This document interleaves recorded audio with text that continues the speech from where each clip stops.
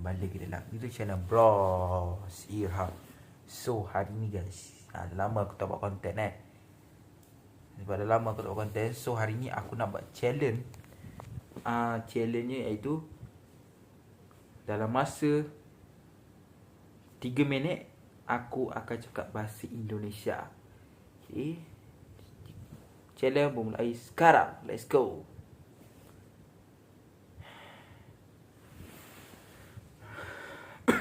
Kenapa gue rasa kenapa gue enggak mau buat video lagi?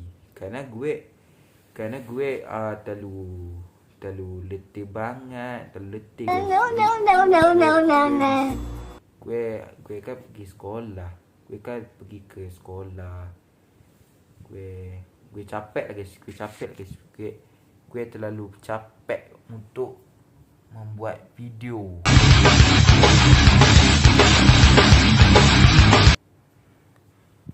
Okay. So masa yang aku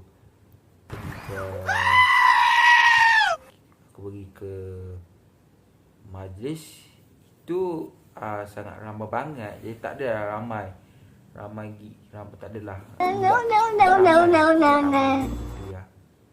Sorry lah kalau aku cakap bahasa Melayu lah. Sorry lah. Sebab dah terbiasa kat Melayu. Jadi aku akan cuba ubah. Itu enggak ramai. Ya ramai banget dia. Ramai sekali. Lepas tu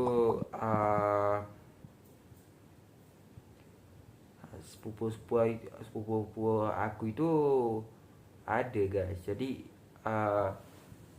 enggak kebosaran, enggak bosan gitu ya. Oh, kalau cerita pasal ngompol, gue selalu ngompol. Tak cerita lah, cerita lainnya. Masa tu gue rasa gue ada hadiah. Mau gue tunjuk nanti gue akan tunjuk di video Bros Irham. Nanti insyaAllah video berikutnya adalah video berikutnya adalah video unboxing barang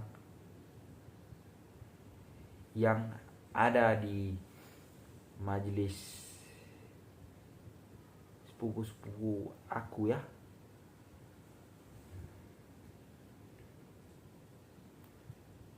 So aku tengah baring. Aku enggak pakai baju gitu. Enggak ada baju guys. Yeah, selesai. Woohoo. So, korang jumpa, korang jangan lupa like dan subscribe. Korang setuju tak? Next video kita akan buat video unboxing barangan masa happy birthday Ica. Happy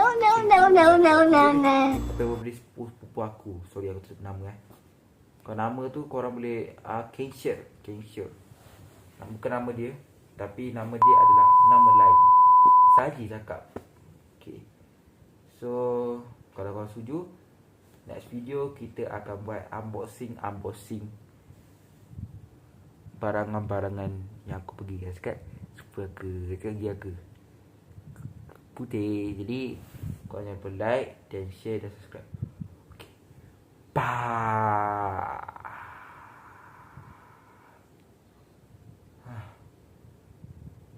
Gue enggak mau cakap Indo, gue mau cakap bahasa Melayu. Bye.